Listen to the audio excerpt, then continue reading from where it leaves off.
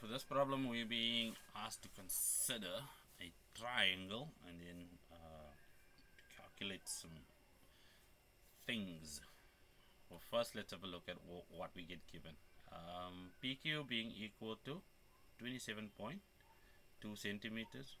Well, we can call that small r because the vertex r is opposite it, and then we'll call this Q, and then we'll call this P. It's part of our given information, 73.2 centimeters. That's side QR. And then angle P obviously has a value of 132 degrees. So first things first, calculate the size of angle R. Well, for that, let's have a look. We have an angle side pair that's opposite. So, well, jump straight into the sine rule for that one, which just, what do we need though? Because the way we formulate it is always what you want over what you have, because we want this angle. So we'll state it in the form sine of angle R over side R being equal to, well, sine of angle P over P. So, well, that's what we want. What did we have? Well, that is going to be 27,2, and that is equal to sine of 132 degrees over, well, P was 73,2.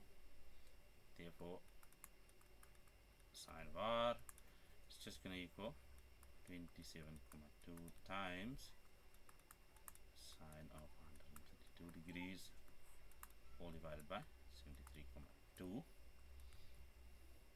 Thusly, angle R is equal to, well, inverse sine, and then we'll apply it to this value. Because our calculators are so nice, we get to type this in as is.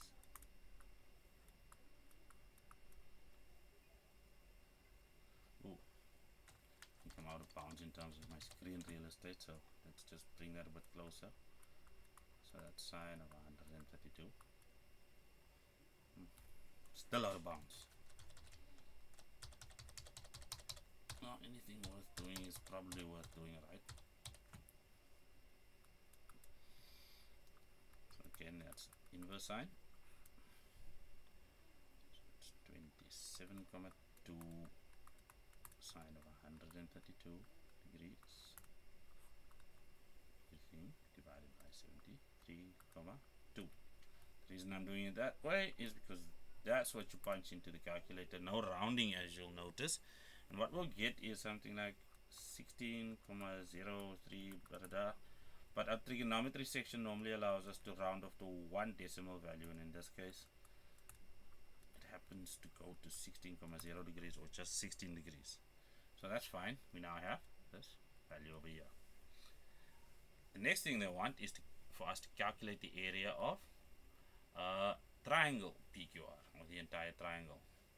Now, we can use the area rule if we had PR.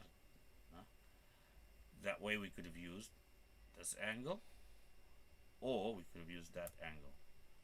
However, if we happen to calculate angle Q, then we can use our existing sides without the need for calculating side Q or side PR, whichever you choose. So angle Q, basic calculation is just 180 minus 132 plus 16 degrees in brackets, and that'll render angle Q to be 32 degrees. Remember, this is going to be angles in a triangle. Right, so how do we apply the sine rule? Well, the area of triangle PQR is going to be equal to 1/2 of, well, R times P times sine of angle Q, which just looks like this, 1/2 of 27,2 times 73,2 times sine of 32 degrees, and that should give us, if my calculator spoke the truth, if it could speak, 522,5 square centimeters. And that is as good as that gets. Well, how about our final one for this specific video? Well, we have a figure where we have angle is PQ being given the parameter A, PQS being given the parameter B, and then PQ being given the parameter H, SR, and PQ are perpendicular to RQ. Well, so that bit's obvious, which is nice, which means we can transcribe that angle over here. That means that angle is also equal to B, which is RSQ. I think that's about the size of that information for this triangle. And then, well, given that this is 3D trig, might as well do that over there. Now let's see. Determine the distance SQ in terms of A, B, and H. Well, SQ is what we want, and we have a known value over there at that vertex P, and then we have H, and then at angle PSQ we've got this, which we just calculated. Now, given that it's 3 marks, and we now have a known set over there, angle and side, might as well use that. But remember, it's always going to be what you want over what you have. So SQ is what we want, and then it's over sine of A, and then PQ is what we have, which is H, and then it's going to be sine of, well, 180 degrees minus A plus B. So let's see where this takes us. Well, that means SQ is going to be equal to H times sine of A. And at the bottom we can do a reduction. Sine is positive in the second quadrant because it says 180 minus over there between brackets. So that's just going to be sine of A plus B. Well, and that's exactly what they want. So now they need us to show that RS is equal to H times sine of A, cosine B, sine of A plus B as the denominator over there. So for that specific 3.3.2, well, where's RS?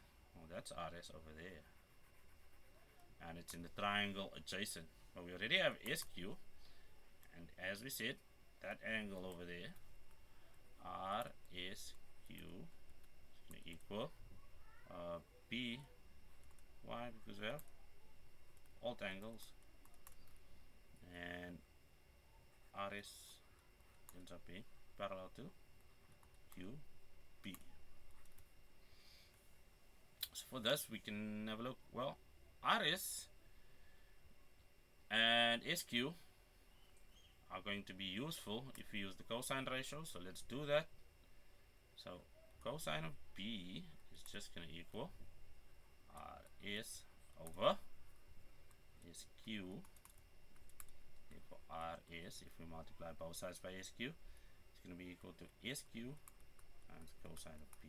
But we have a term for SQ, which is equal to, well, H sine of A over sine of A plus B, and then we just need to multiply it by cosine B,